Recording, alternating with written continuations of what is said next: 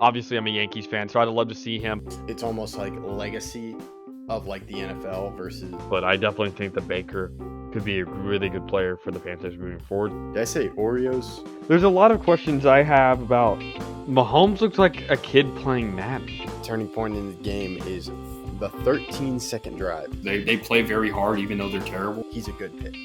You for sure. He's going to be a good player. But I can't argue against the Jamar Chase pick. They made moves saying we're going to win this year, at least get into the playoffs.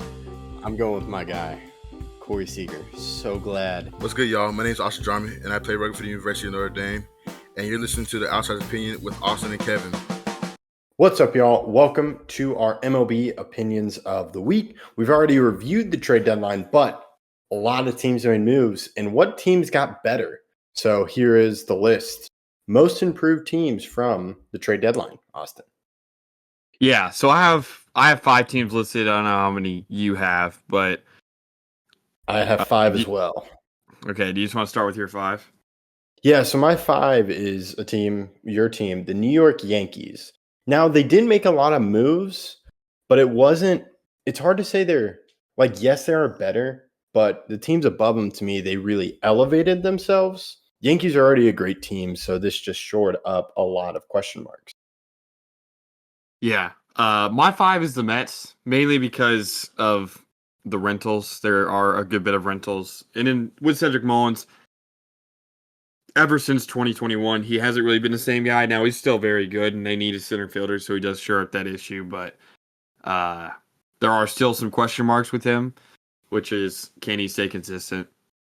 But I do like him. And then we'll go into number 4. I have the Yankees at 4.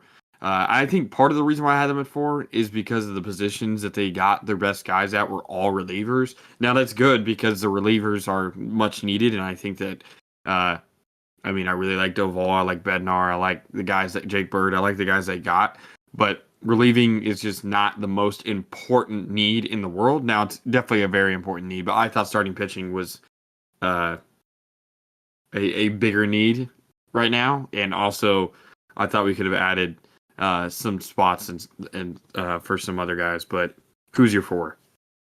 Yeah, so my 4 is the Blue Jays. They, to me, added a lot. They added some bullpen help, and I like the addition of Shane Bieber.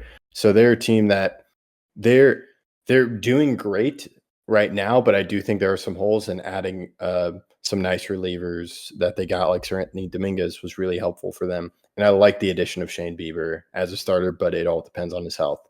So to me, they elevated themselves with those moves. Okay, who's your 3?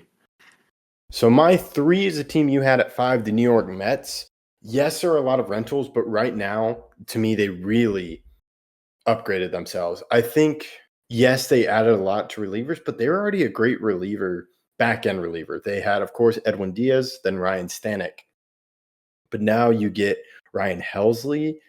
There's a lot of options they could do to help with the bullpen. So to me, the biggest upgrade, though, is Cedric Mullins at center field. They've never really had a true center fielder under this new ownership of Steve Cohen. I want to remember. Well, Starling Marte was their center field, but that was when he was older. So now he's a great center fielder and really allows them to put Jeff McNeil at second base, where I know Luis Angel Acuna has been playing, but I think that just helps them defensively. Okay. My number 3 is the Astros, mainly because Carlos Correa, he hasn't played all that great this year. He only has 0.1 WAR, 92 OPS plus.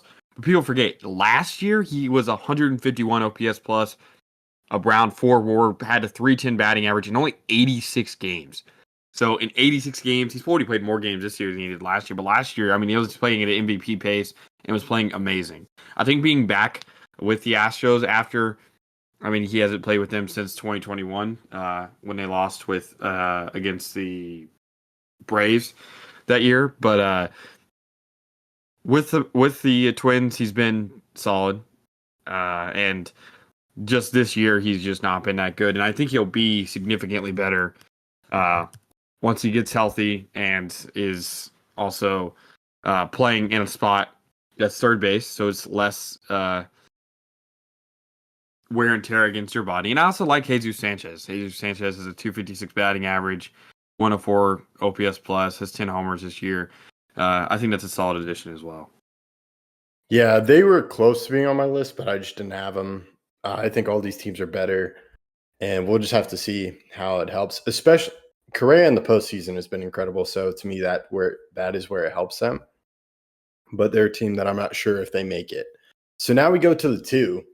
A team that I think is poised to win the division, given what they did. The Mariners just are great at developing pitching, but they did add some relievers. But the biggest thing for me is those corner infield spots.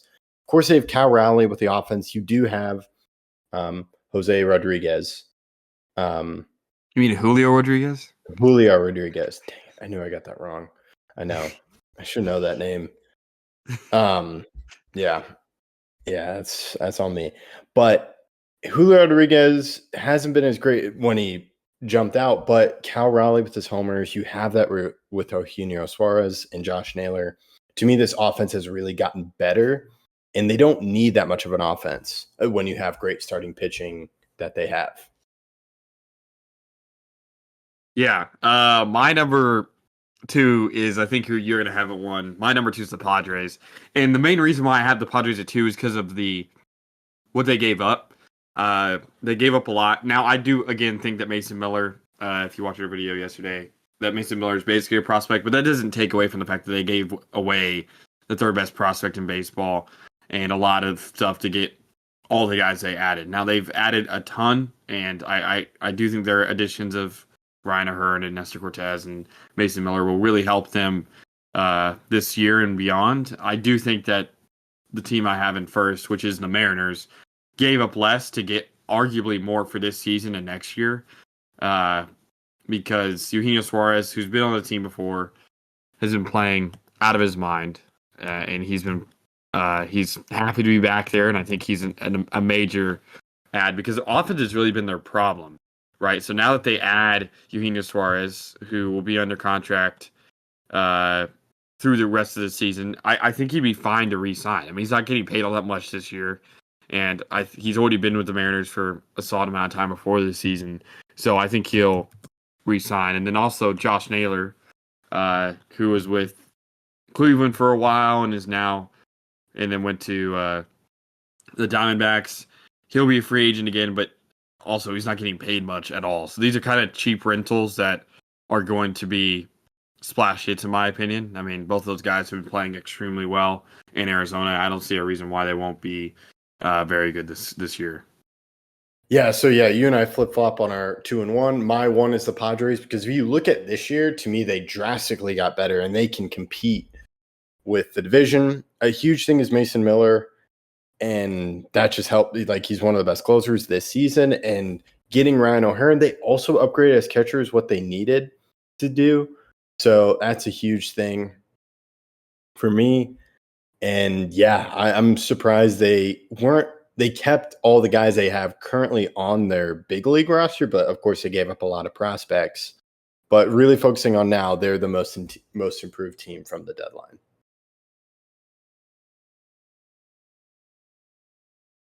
But I would say it's a close call. Yeah, because they give up DeVries. If they didn't give up DeVries, I mean, they also wouldn't have got Mason Miller without it. So it's close between those two. Yeah, I do think those are the 2 most improved. Though it was easy, they were going to be in the top 2 for me. 3 through 5, you could argue about are they much better than that team? Yeah, there was a lot of moves made at this deadline. I was surprised some teams didn't sell, but I do think that the top 5 teams got significantly better. Yeah, I agree. And let us know your thoughts in the comments. If you haven't listened to our trade deadline review, make sure you listen to that. We also have playlists, so you can follow our MLB videos, and then we have top 10s coming out. Let us know your thoughts in the comments. Thank you for listening to Outsiders Opinions.